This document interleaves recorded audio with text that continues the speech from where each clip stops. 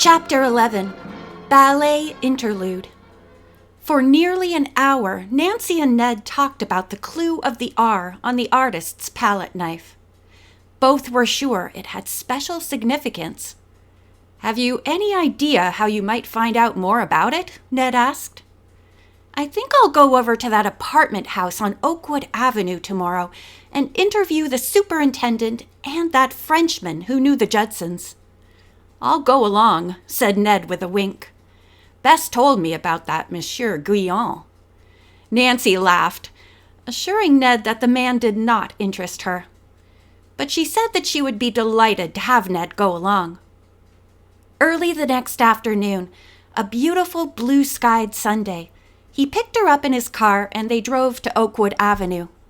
As before, the superintendent did not answer his bell, so Nancy pressed the one for the Guyon apartment.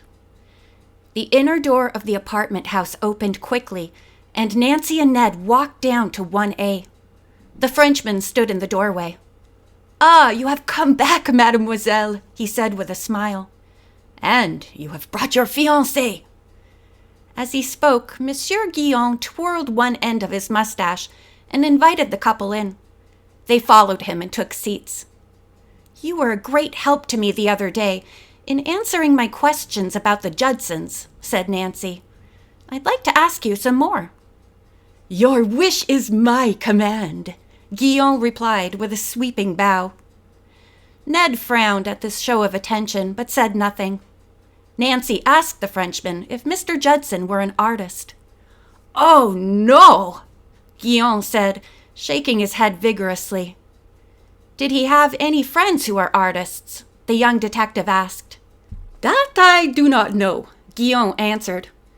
"We did not become good friends. He is what you Americans call a washout. I did not like him." "You have been very kind," Nancy said, rising. Then she and Ned left. When they reached the Drew residence, Nancy was pleased to find that her father had arrived. She asked him about the outcome of his trip to New York. The lawyer's face clouded. "It was a wild goose chase. A hoax." Nancy and Ned were amazed to hear this. "You mean Mr. Koff didn't meet you?" Nancy asked. "He not only didn't meet me, but declared that he had never sent the message," Mr. Drew replied. "I waited a long time at the New York airport, then telephoned Mr. Koff at the Cliffwood Hotel. He was thunderstruck to hear what had happened."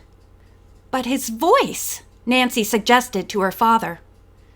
"Whoever called me," said Mr. Drew angrily, "imitated Johann Koff's voice perfectly, but I can't understand why I was tricked." His daughter told him what had happened at the house the previous evening, and Hannah, who had come into the room, gave her version of the story. "No doubt there's a tie-in between the two events," the lawyer said. "Someone wanted me out of the way. I still can't understand why I was sent so far away, though. Unless a person connected with the Fontaine case was in New York and followed you to see where you would go. Where did you spend the night?" Nancy asked. "At your Aunt Eloise's," her father answered. "We went to church this morning and had dinner before I left. I hope she won't become involved in this mystery." Mr. Drew now asked what his daughter had been doing during his absence. She showed him the knife with the R on it. He examined it carefully but could not explain why a man who was not an artist should be carrying it. "Perhaps Henri might have a reason," he suggested. Nancy telephoned him. When the young man answered, she said, "Scarlet." "Scarlet here," was the reply. Nancy told the story of the knife in guarded tones, knowing the Cedar Lake phone was a party line, but Henri could give no explanation for anyone but an artist using the palette knife. "This puzzle is too much for me," said Ned, rising. "Let's take a walk, Nancy." She suggested that they call on Mrs. Parsons to tell her Millie Koff was returning to the charity show. The woman was delighted to hear the good news. "But, my dear," she said, "this doesn't mean we're going to lose you. No, indeed. You're going to stay in the show." "I don't understand, Mrs. Parsons," Nancy answered. Mrs. Parsons said that Millie Koff would still dance in the performance, but another soloist had dropped out. "So you can do your dance in place of hers," the woman chuckled. Nancy tried to beg off, but Mrs. Parsons took both of the girls' hands in her own. "Please," she begged, "take the part. You did so beautifully the other day. We must have you in the show." Ned urged her to do so, and Nancy finally accepted. She said she expected her ankle to be all right in a couple of days and would then come to rehearsals. The following morning, Nancy had a phone call from Mrs. Nickerson. Ned's mother explained that due to the illness of a close friend who needed her help, she could not come to the dancing school that day. Nancy promised to take her place as receptionist. Bess arrived about 2:00, looking flustered and worried. Nancy asked what the trouble was. "Oh, I haven't had 1 minute to look up anything about the history of the dance," she said. "Nancy, you'll just have to do that part for me." Nancy said she would be happy to do it. Bess insisted that Nancy put on a ballet costume so that she would look the part. To please her, the young detective did so. The first group of ballet students were very attentive to both the story and the dance lesson, and the two girls were pleased with their progress. As a younger group came in, Bess whispered that she was simply famished. "Nancy," she said, "be a darling and keep talking to those girls while I run out for a soda." "But how about the calorie count?" Nancy reminded the plump girl with a laugh. "Oh, just 1 soda won't make any difference," Bess insisted. She slipped a coat over her dancing costume and went down the stairway. Nancy helped the children into their leotards, then went into the practice room with them. They sat in a semicircle on the floor, Nancy on a bench facing them.